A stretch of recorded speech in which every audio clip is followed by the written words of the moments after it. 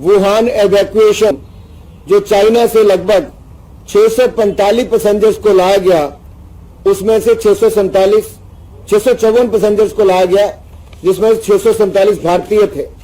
इसी तरह से ही 2016 में ऑपरेशन संकट मोचन साउथ सुडान से 153 हिंदुस्तानियों को वापस लाया गया और 2 नेपालीज को भी। ऑपरेशन मैत्री में नेपाल से 5000 इंडियंस को, भारतीयों को वापस लाया गया और 170 फॉरेन नेशनल्स को यूएस, यूके, रशिया, जर्मनी, इन सबको नेपाल में जब भूकंप आया था तब वहां से निकालने का काम भारत ने किया। इराक और लीबिया से 7000 भारतीयों को वापस लाया गया, इराक और लीबिया से, और ये 7000 जो इराक से थे और 3600 लीबिया से भारत में वापस लाए गए। ऑपरेशन राहत में यमन से 6710 लोगों को वापस लाया गया, जिसमें से 1962 विदेशी भी थे।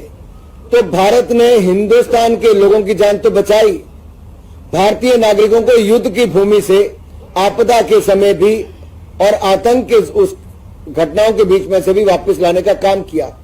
तो भारत ने दुनिया भर में जो एक पहचान बनाई कि आतंकवाद के खिलाफ कड़ी कार्रवाई की, कड़ी नीतियां बनाई और आपदा के समय, युद्ध के समय, आतंकवाद के समय भी भारतीयों को दुनिया के अलग अलग देशों से वापस लाने का काम किया। अंतर्राष्ट्रीय स्तर पर भी दूसरे देशों के विदेशी लोगों की जान बचाने का काम भी किया। तो भारत की छवि दुनिया भर में एक मदद करने वाले देश के रूप में बनी है, आतंकवाद के खिलाफ कड़ी कार्रवाई करने के रूप में बनी है। तो वहीं कुछ पड़ोसी देशों की आतंकवाद को बढ़ावा देने की बनी है। और ये दिखता है वो पड़ोसी न केवल आतंकवाद को बढ़ावा देते हैं बल्कि उसके लिए जोर जोर से बोलते भी हैं।